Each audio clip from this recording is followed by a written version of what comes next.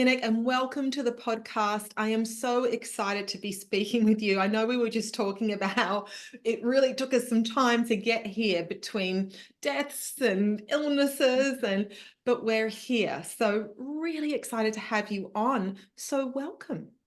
Thank you. I see this as well worth the wait to have this conversation about all things hormones and especially looking into melatonin. So thank you Yes, for the invitation. absolutely. Do you want to just tell the listeners a little bit about your background? I mean, obviously, I've read your bio out at the top, but why don't you maybe speak a little bit about your background first, and then let's get diving into everything. Yeah, I'm a scientist by training. So I have a master's and a PhD, both in scientific disciplines. From that point on, I went into I would say the commercial sector. I began to work at a food company. I worked for a nutraceutical company. I went into dietary supplements and I became an educator. So I worked very closely with the father of functional medicine. His name is Dr. Jeffrey Bland.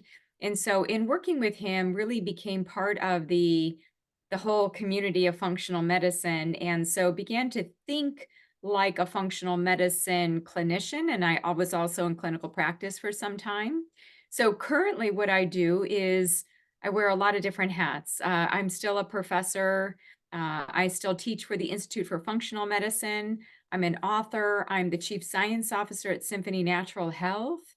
And so I feel like basically what I do is research, educate, and write and teach along these lines of nutritional science. So that's my background. You work for Symphony Natural Health, which is a fantastic company. Do you maybe want to just talk a little bit about Symphony Natural Health and the products, the product line, and we can sort of then dive into some of them in more specifics? Yes, Symphony Natural Health has two different areas that they specialize in. So they sell to health professionals as well as to people. And they have a select number of products. They're vertically integrated. So the main products are specific maca phenotypes for hormone health for men and for women, and then also a plant melatonin, which is derived from chlorella, alfalfa, and rice. They also have Himalayan crystal salt and an alfalfa related product. So basically, their platform of products, their nutraceuticals, are based in plants. So Mm. they're really expert at how to grow plants, cultivate them, and harvest them at certain times for the actives that are desired for the clinical efficacy. So they've been in business for some time, and what I really like about them is that they are well versed in science, scientific research, and making sure that the products do have some degree of science behind them. So they've invested in clinical trials, especially on the feminescent side of the business. Mhm. So it's nice to have the connection into scientific research and also an understanding of the science of plants and how to really maximize them for their Yeah. phytochemicals. Yeah, I get the emails and I'm so impressed when I see those emails and it's got all this science and all the studies. And, in particular, I dove into the Herbatonin studies. And Mhm. when you were sending out information and educating on Herbatonin, and that just blew my mind. And that's why I'd love to start there with the Herbatonin, because my goodness, I don't know what it is, but I have so many clients who have tried melatonin. They're like, it doesn't work for me or whatever. And I'm like, no, try the Herbatonin. And they are blown away. I had a client the other day who said, I don't know what that is, but it is a miracle pill. And it's very different to the synthetic. So why don't we dive into, maybe we start with what's the difference between the Herbatonin and the synthetic melatonins out there? Sure. So there is synthetic melatonin. Well, let's back up. Like Mhm. back in the 1950s, the late 50s, melatonin was discovered. And initially, it was thought to be a skin lightening agent. And then we went on to discover more about its role in circadian rhythm and sleep.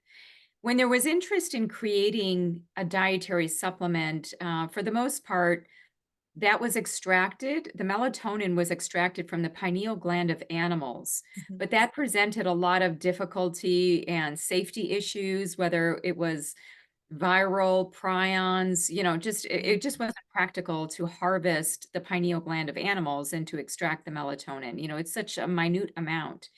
So Mhm. then what happened is that the business for melatonin supplements exponentially started to grow and there was greater demand. And so there began this whole process of commercially, chemically synthesizing melatonin, which could be done very inexpensively from certain chemical starter compounds. So if Right. you look at some of those starter compounds, if you're looking at the patents, any number of different chemicals, some of them are derived from cold petroleum ether type compounds, a lot of organic starter compounds. Sometimes companies will say that their melatonin is plant-based, Yeah. but yet they're starting with a plant compound. Let's just say it's derived from corn or from soy, but then it's subject to chemical processing all along the way. It's still chemically synthesized. Sure. So I think just in everybody's mind, you just have to be aware of that.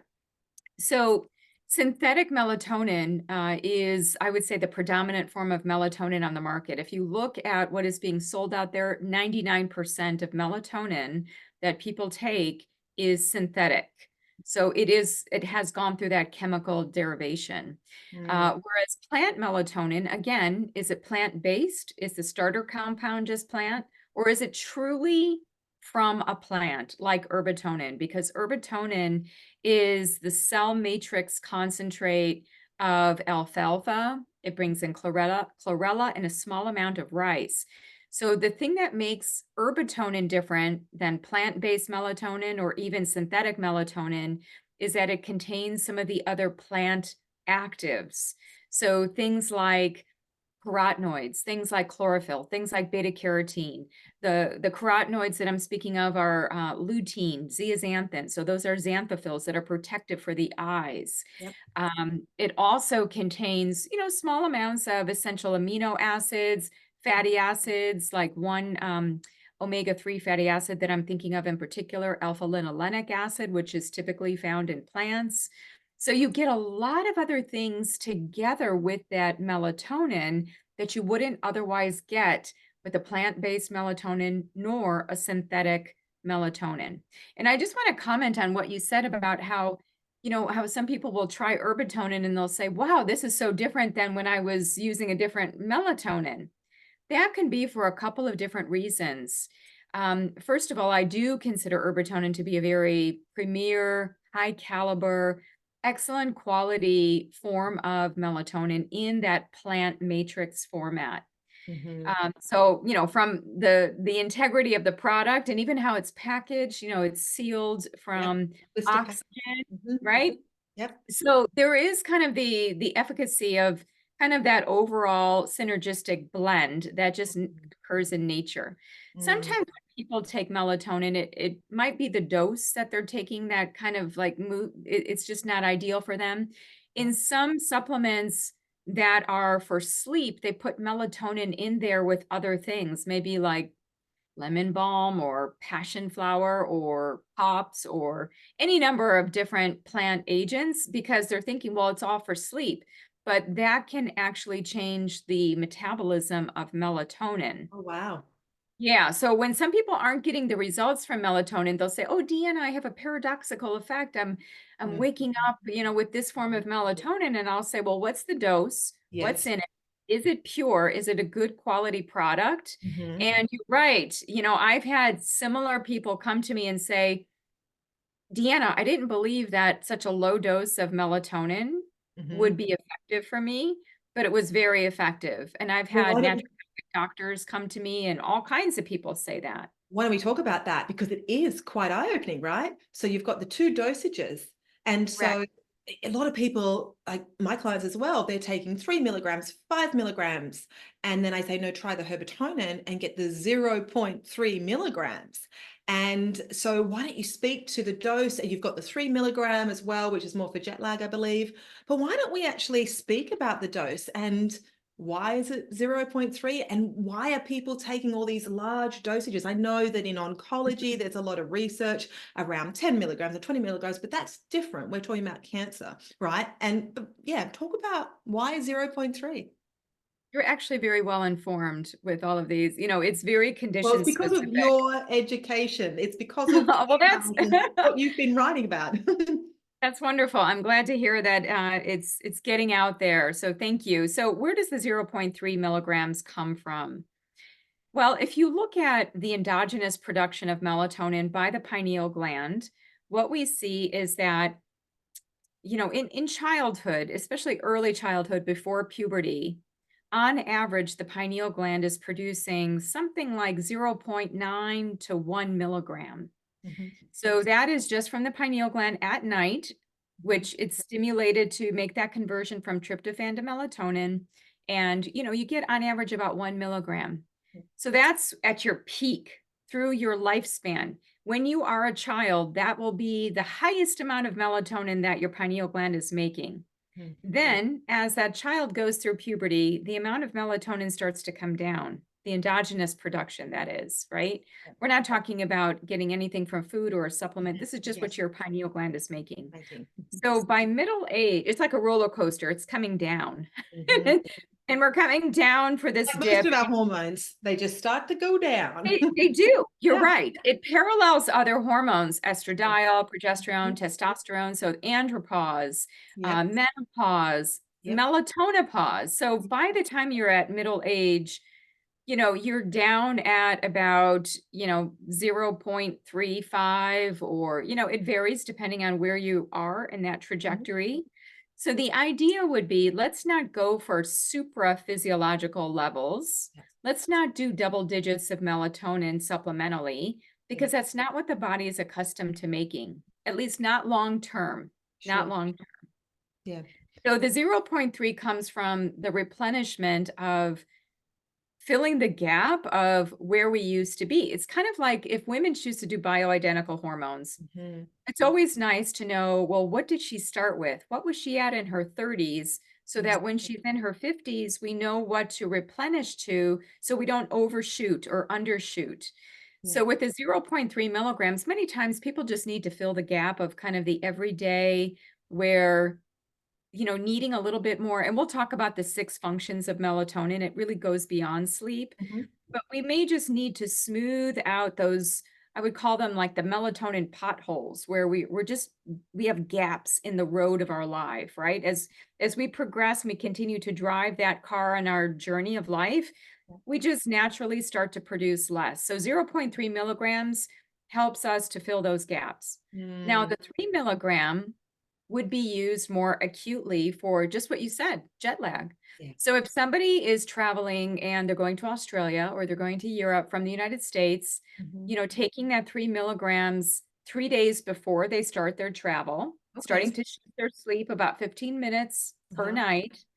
And then when they arrive at their destination, let's just say it's Stockholm. I live in the Seattle area. So Uh-huh. Seattle to Stockholm. Now I'm in Stockholm. Now I'm going to take that 3 milligram dose of melatonin at bedtime, Stockholm time, Yeah. whatever that is, 9 p.m. usually, right, for Sure. me. Yeah. And then I'll take it for 3 days thereafter just to establish a nice circadian tone, because Mm. what the melatonin does when we take it as a supplement is it is helping to reduce the time needed to fall asleep. That's called sleep latency. Mhm. So we're reducing sleep latency and we're giving our body that Zeitgeber, or that time giver, in order to reestablish the rhythm at our new destination. Sure. Now, there are cases where 3 milligrams could be used for other indications.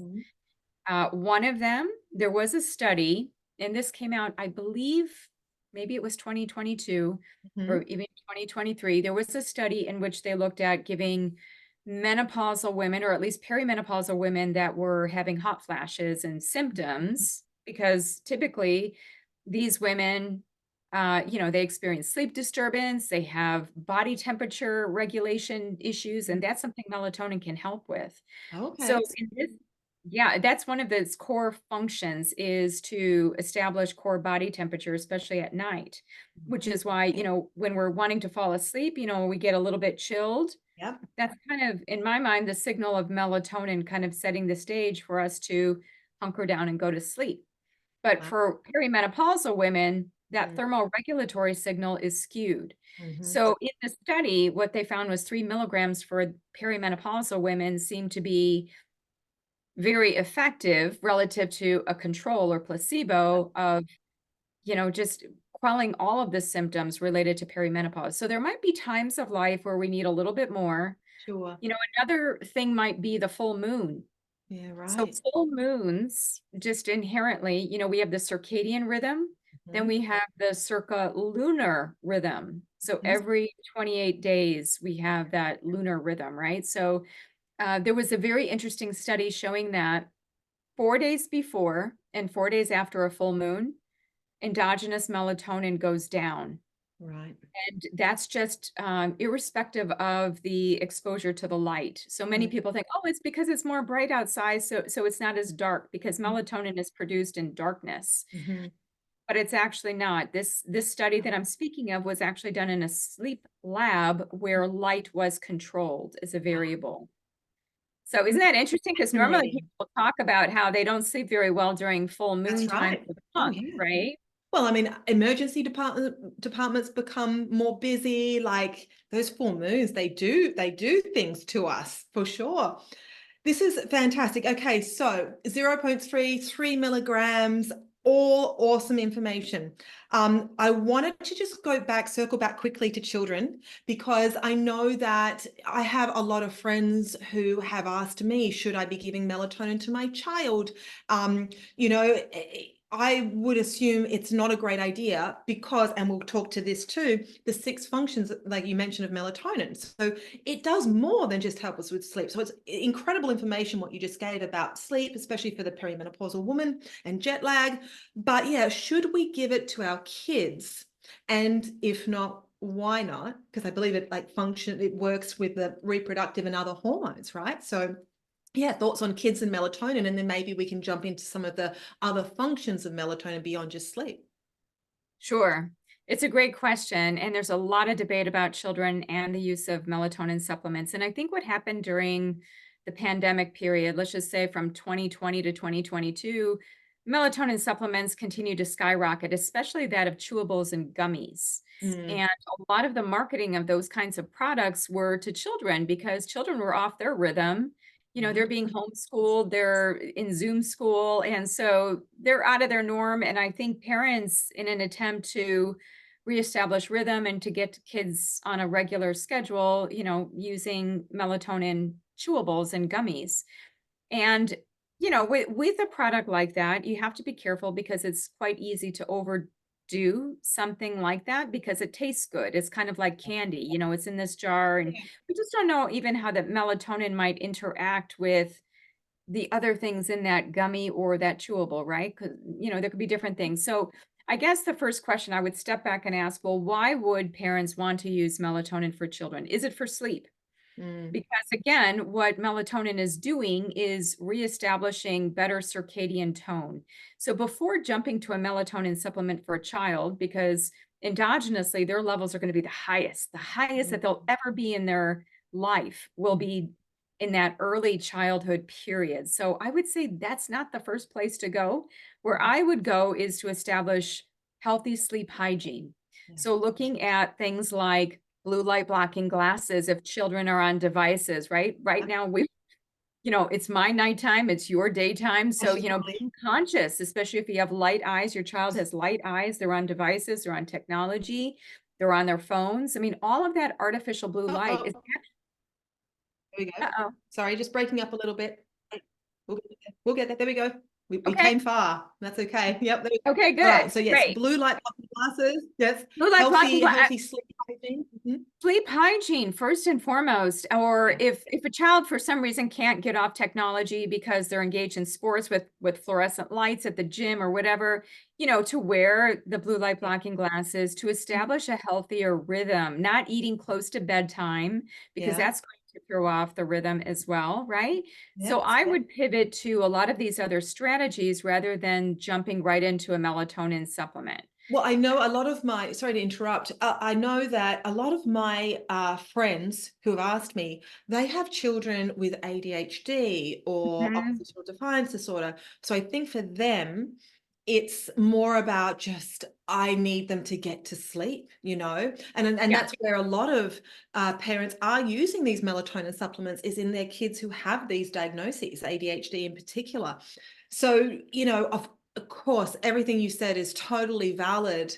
And, a lot of people don't know about these sleep hygiene tactics and they really should investigate them and implement them and see if that helps. What if they don't help? Do you think Yeah. What if melatonin's they okay? don't? Well, Mm-hmm. yeah. And actually, again, you're very well informed. There are cases where melatonin supplements can be used in children, and you named that already: attention deficit hyperactivity disorder and or autistic spectrum disorder. Those two would be indications for which there may be a reason to use melatonin supplements.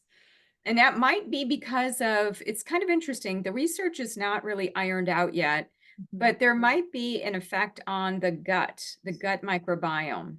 So Right. at least we see this in preclinical studies where maternal melatonin supplementation was able to favorably modify the gut microbiome in the offspring. Right. So is there a role for the gut microbiome in some of these conditions? We would say yes, that indeed it can definitely play a role. Now, would melatonin be my clinical go-to in those situations? Mhm. Again, I would still be looking at something like a functional medicine 5R gut healing approach. Like, let's go full spectrum with gut health then and approach it from removing any kind of pathogens, looking at replacing digestive enzymes, making sure that that child is digesting properly, they have proper stomach acid, that they're reinoculating with proper probiotics, which can also be helpful as it relates to these conditions. The element of stress can also be very apparent in these children, so bringing that into the rebalance. And then just the repair, there are a number of nutrients that are required for that every 5 to 7 day turnover of enterocytes. Mhm. So I think that there's more there. I mean, melatonin could be woven into that 5R kind of Yeah. program. Again, I don't see it just kind of hanging out there like, a melatonin supplement can help, all kids Yeah. with these types of disorders because they're actually more complex than that. These Absolutely.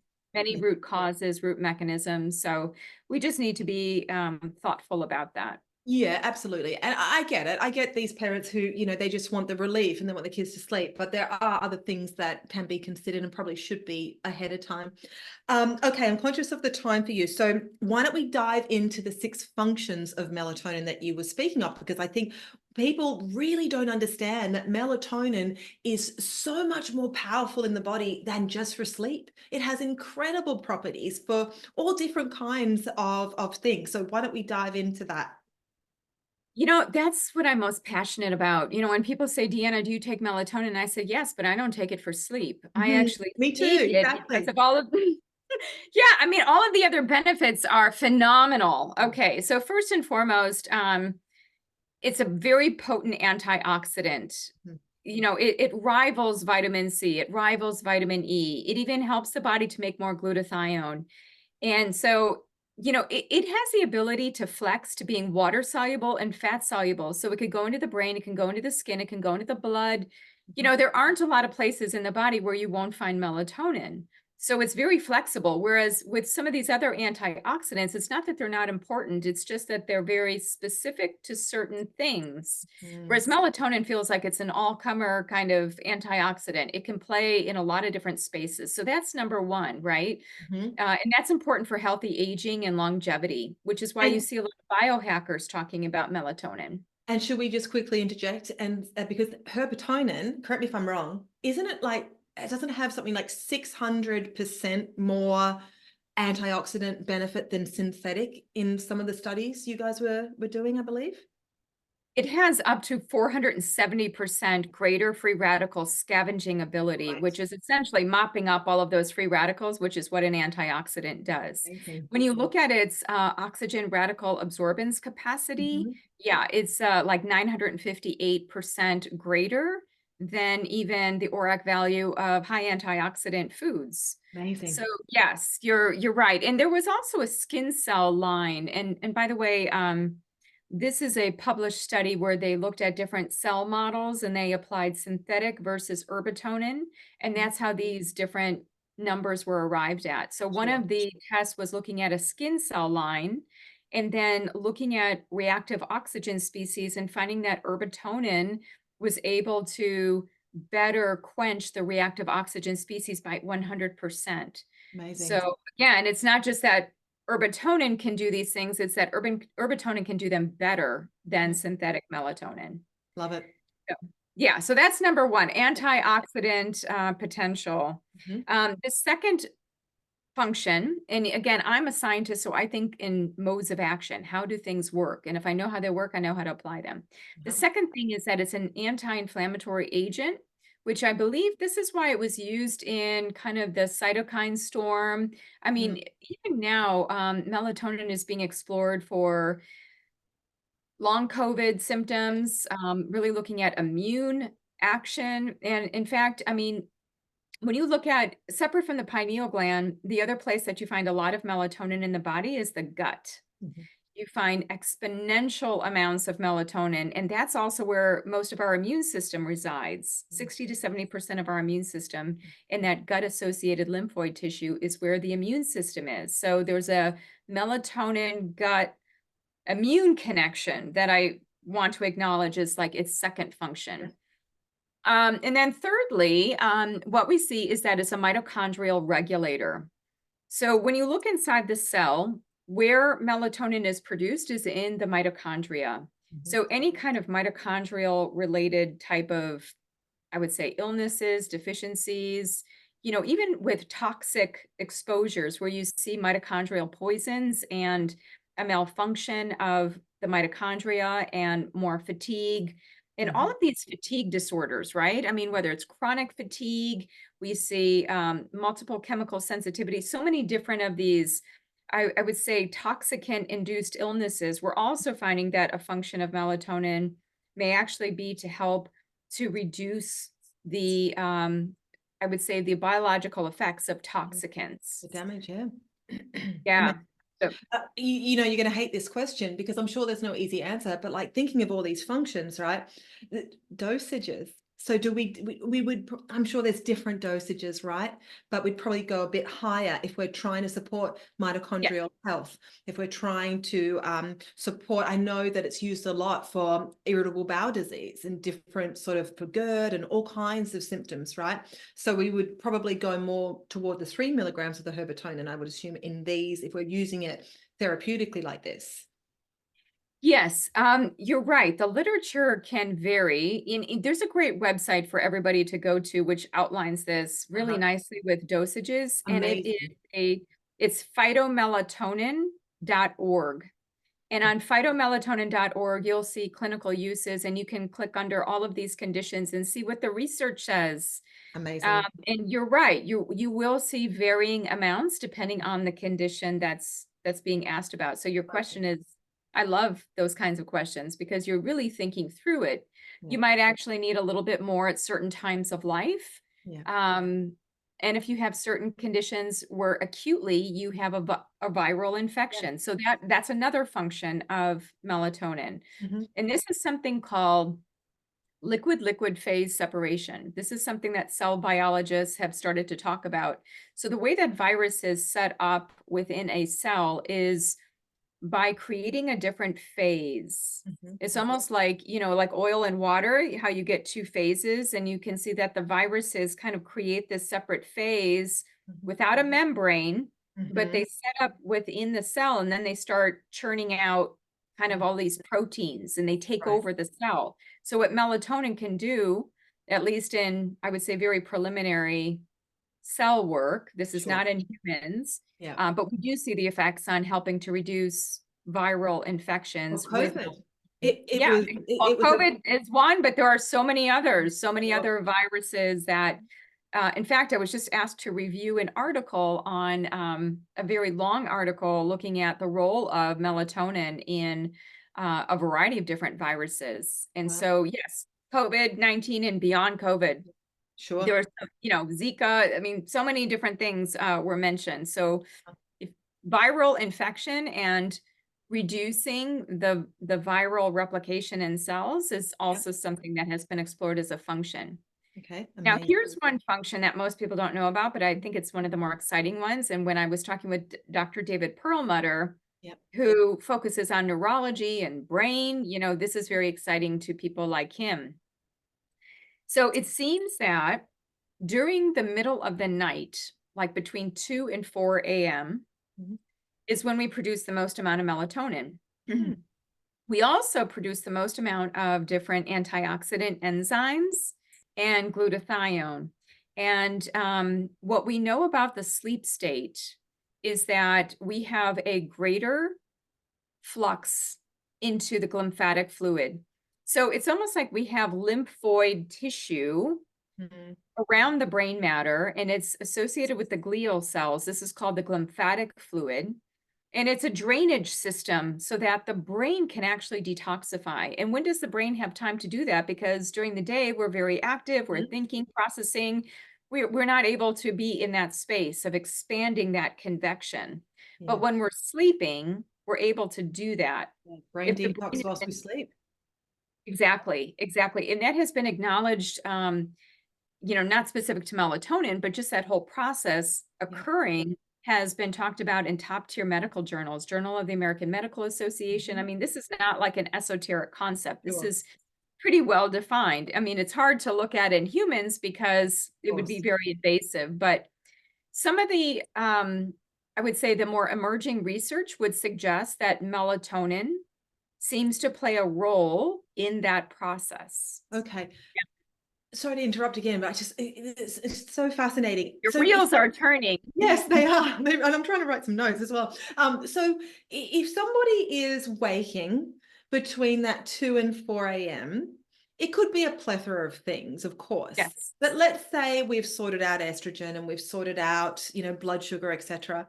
Could there be something going on there that's got to do with their brain detoxing, that's got to do with their melatonin levels? I don't know, just I thought because I've got so many ladies who say, I wake up at 2 or I wake up at 3. And, we look at all the specific things it could be, but is there something there that's going on? It's waking them up. They need some melatonin, obviously, I would assume. Again, we're on the same wavelength because that has been my thought process as well, that if we know that melatonin peaks between 2 and 4 a.m.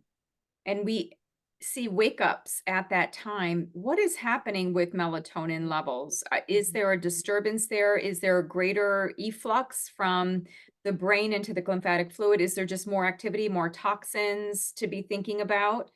Um, I don't think we know the answer to that, but I would postulate Yeah. Thank- that yeah. that could very Yeah. much be the case.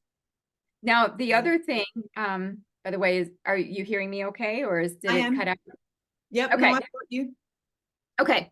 The other thing to mention by way of that 2 to 4 a.m. period is in traditional Chinese medicine, there's discussion of chronotherapy. Yeah. And the liver time, Yeah. coincidentally, happens to be between 1 and 3 a.m., which is Uh-huh. really interesting because the liver, at least in animal models, we know that the liver as an organ system has one of the highest number of clock oscillating genes, like Mhm. very responsive to circadian rhythm. Right. So then the question is, yes, is there a toxic concern or Mhm. toxin load increase in people who are waking up at that time? Yeah. Just think of it. I mean, let's just stick with perimenopausal women Yeah. for the time being, since we've already talked about melatonin and perimenopausal women. I mean, she starts to lose a lot of her bone mineral density, right? Mhm. Just within that 3 to 5 years around menopause. And what gets liberated with Mhm. bone, Heavy right? metals. What's stored in bone, right? Lead and a number of these other. So you just have to think like, okay, what is really causing the sleep disturbance? Is there increased toxic load in some way? Does the liver need more support during this time of life? And in different medical systems, they would concur that that would be the case. So working on the liver may help with sleep and wake up time at that particular time is I think what we need to kind of net out at is that that would be a good strategy. And Mhm. that's where, again, supplemental melatonin could be Yeah. helpful. Yep, for sure. One of the other compounds, we talked about it briefly, but within feminescence, Yep. which is the line of maca products, one of the phytochemicals that it's standardized to is glucosinolates. Hmm. Glucosinolates are detox powerhouses. So doing, what I do personally is I do my 2 feminescence in the morning, my 2 in the early afternoon, kind of get my adrenals, my sex steroids, my estradiol, progesterone, all kind of in alignment. And I'm also bringing those things in for detoxification Yep. and then bringing in the melatonin at night for to kind of Okay. like coach my endocrine rhythm, Yep. right? It's more than circadian rhythm. It's circadian meets endocrine. Sure. And we are run, our hormones are truly run by this day and night cycle for Yes. sure. Amazing. Amazing. Okay. Okay. So did we cover off the 6 functions of melatonin? So let me just repeat them. So antioxidant, Hmm. anti-inflammatory, mitochondrial regulator. It helps to disrupt viruses through liquid-liquid phase separation. Hmm. It's a brain glymphatic fluid regulator. And then I guess the obvious one is that it's a chronobiotic agent, meaning that it can help set the circadian rhythm, which can help with sleep and establishing Yep. kind of punctuating the day. So that's the one that everybody knows about.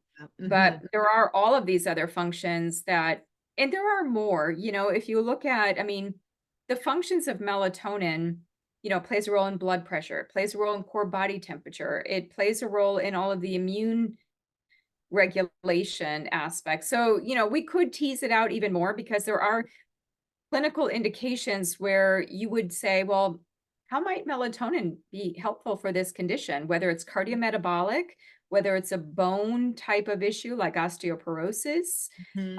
It could also be like retinal and eye type of disorder. I mean, the way that I think about the eye anyway is that the eye is an extension of the brain. So Yeah. the way that we take care of the eyes Yeah. translates into what's happening at the level of our endocrine system Mhm. and also our melatonin production. Amazing.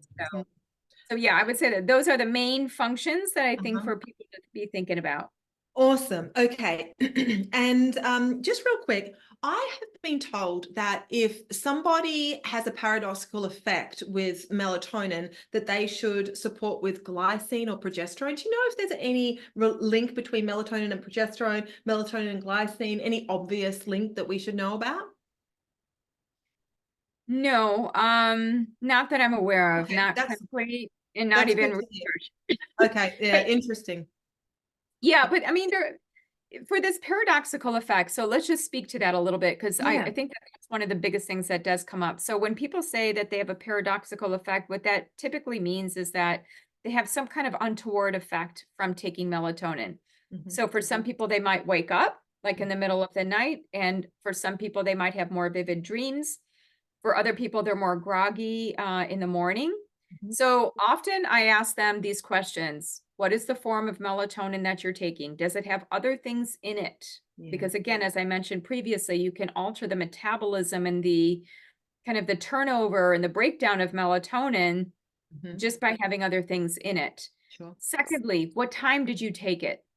Mm. I'll just give you a personal example. I don't think my husband would mind, but I'm a fast metabolizer of caffeine. Like Uh-huh. I could have a cup of coffee pretty Yeah, me late too. at night. Yeah. Are you like that too? So Mhm. you're going to go through melatonin faster. You're not going to again, melatonin doesn't keep you asleep.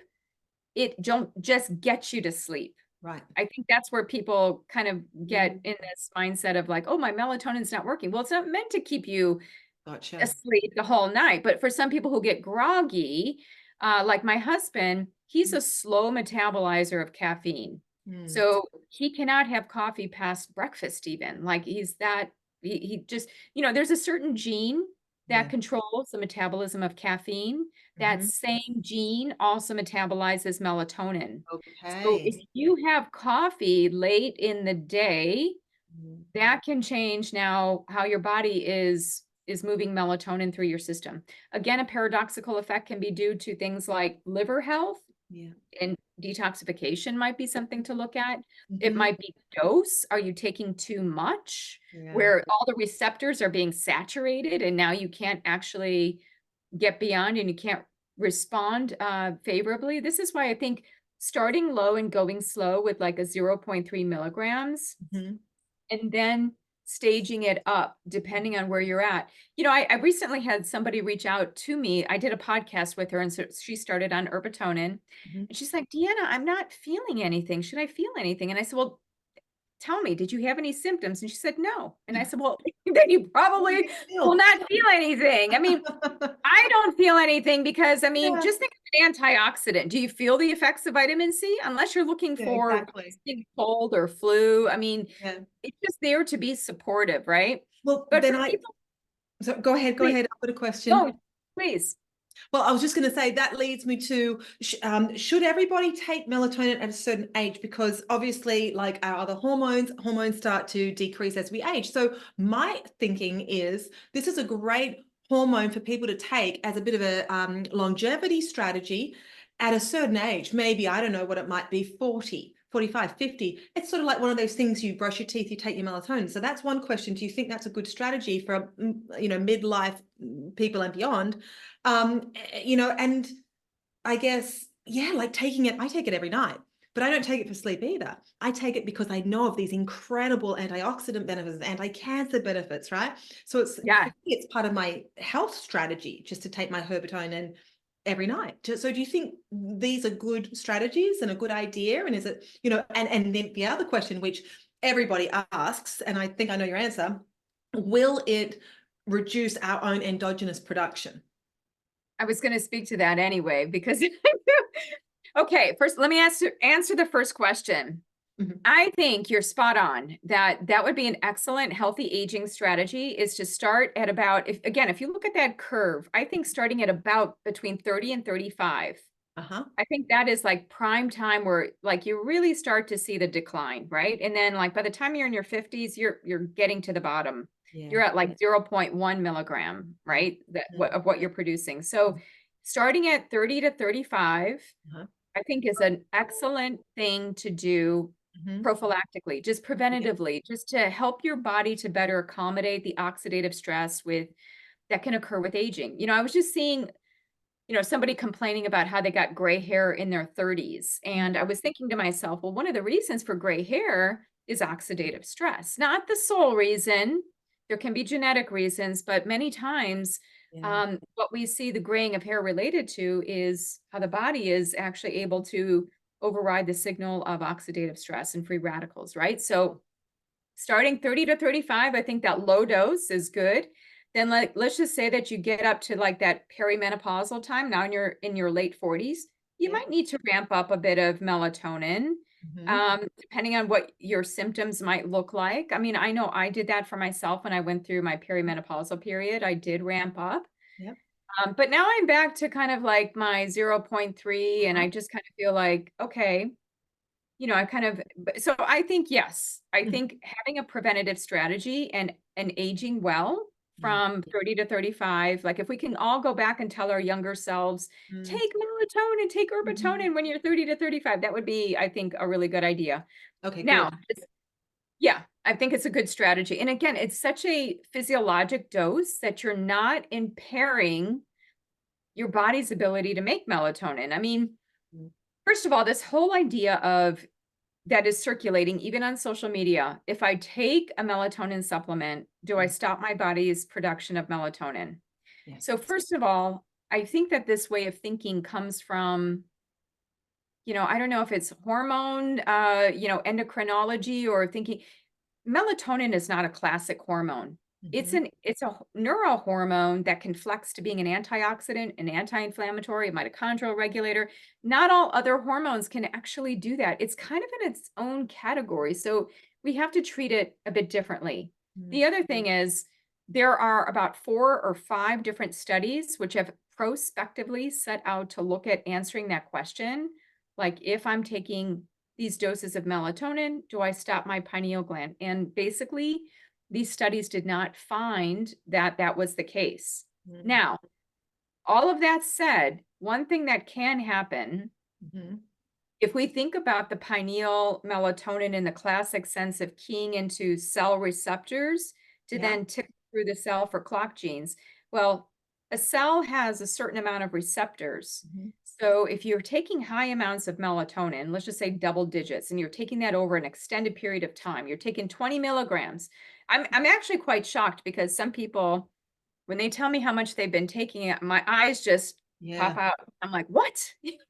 Why are you taking so much? Mm-hmm. So when they take their melatonin, what could be happening is a cell receptor saturation effect. Right.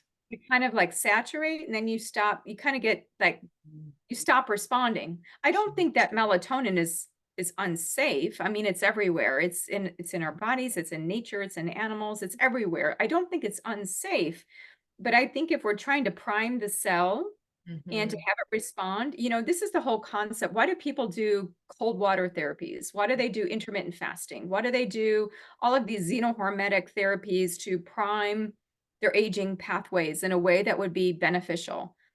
Think of the same thing with melatonin. Why would you super saturate? More is not always better, right? So if we're super saturating, do we stop seeing the signal at a certain time? Like with a high dose. So I think it's a little bit better to tease the cell with these physiologic doses, just key in, key out, key in, key. I mean, and for each of us, we kind of have to find that dose that might be good for us. I did happen to get my urine levels measured. So when you get because there's really no good, I would say, foolproof test Yeah. of melatonin. It's challenging because melatonin is produced when we perceive darkness through our eyes. So if we happen to, depending on the time that we collect our urine sample, we could have different amounts of melatonin because the amount of melatonin we have through the day is negligible. It's like 0. Yeah. But then as it becomes dim, starts to go up, go up, go up, go up. And so by 2 to 4 a.m., we're peaking. Yeah. Who's getting up at 2 a.m. to collect their urine sample? No, thanks. So No. so we can only infer a bit about its metabolism from that urine sample, and it does go through hepatic detoxification. So what is being measured in the urine is a sulfated metabolite of melatonin. And when I did mine just to see, I was within the normal range. And then I'm thinking, okay, I'm good on my supplementation. Like my body is not overproducing and not underproducing. So I kind of felt like Yep. it's an indirect way for me to assess that Yeah. I'm doing good on my melatonin, right? Yeah, sure. Awesome. Okay, that was really helpful. Okay, so I think we could talk forever, but we've been talking for about an hour, and we haven't even touched on the maca. But maybe I can get you back on, and maybe we can actually do an episode on maca and the other products in the Symphony Health line, because it's such an incredible company, and I've been using them for years, and I just love them.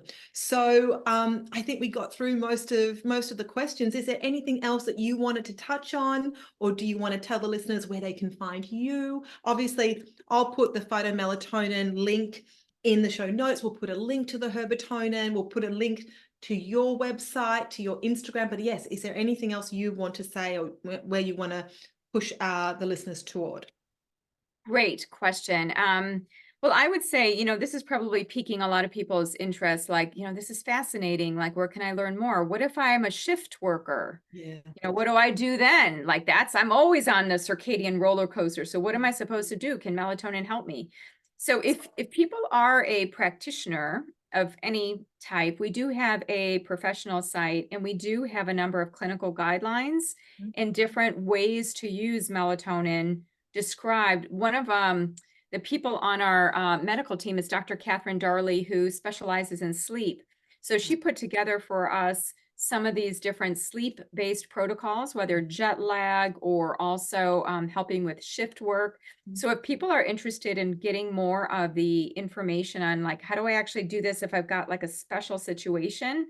We also have a medical team at Symphony Natural Health. That's one of the beauties of Symphony is not only the products, which are high in integrity. I mean, I take them myself, I advocate them. I mean, I can only do what is in integrity and what I know to be true, and where I see the science is impeccable, like the product and the manufacturing is impeccable in quality. So if people need additional support, one of the things that Symphony also offers is a medical team where you can email them, you can call them, probably easiest just to email. It's medical.team@symphonynaturalhealth.com. So Mhm. medical.team@symphonynaturalhealth.com. And you can correspond with any number of our different health professionals.